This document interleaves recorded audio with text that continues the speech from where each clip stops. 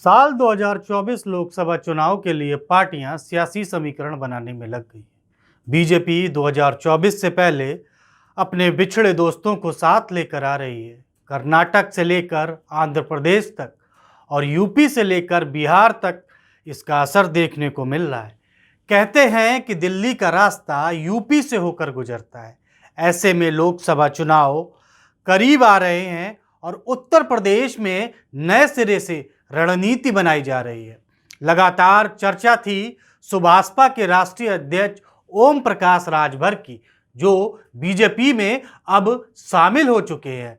उन्होंने सभी चर्चाओं पर विराम लगा दिया और सवालों पर भी विराम लगा दिया। ओम प्रकाश राजभर अब बीजेपी के साथ आ गए हैं। ओम प्रकाश राजभर रविवार को एनडीए के गठबंधन में शामिल हो गए। 2024 लोकसभा को ध्यान में रखते हुए ओम प्रकाश राजभर ने ये दांव खेला है। अब अटकलें लगाई जा रही हैं। राजभर के बेटे अरुण राजभर को गाजीपुर से प्रत्याशी बनाए जाने का ऐलान भी किया जा सकता है। गाजीपुर लोकसभा की सीट मुख्तार अंसारी के भाई अफजल अंसारी के पास थी, लेकिन गैंगस्टर मामले में 4 साल की सजा के बाद उसकी सांसदी चली गई।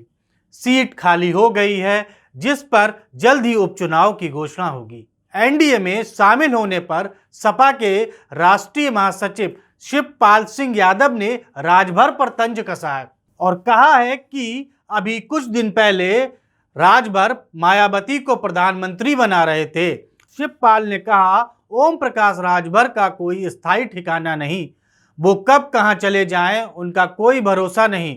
भविष्य में जहुराबाद से उनकी जमानत जब्त होगी, जहां से लड़ेंगे वहीं से हारेंगे। शिवपाल ने कहा, वह एक बड़बोले नेता हैं। दरअसल अभी ज्यादा दिन नहीं हुए जब राजभर ने कहा था कि यूपी में सपा, बसपा, कांग्रेस और रालोद को एक होकर मायावती को प्रधानमंत्री पद का उम्मीदवार बना देना चाहिए।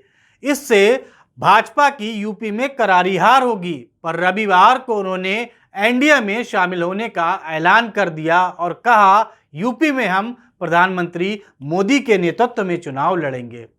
तो साबित होता है राजभर का ये बदला रूप अब आपके सामने है। राजभर कब किस करवट बैठेंगे ये शायद अच्छे राजनीतिज्ञ न जान पाए।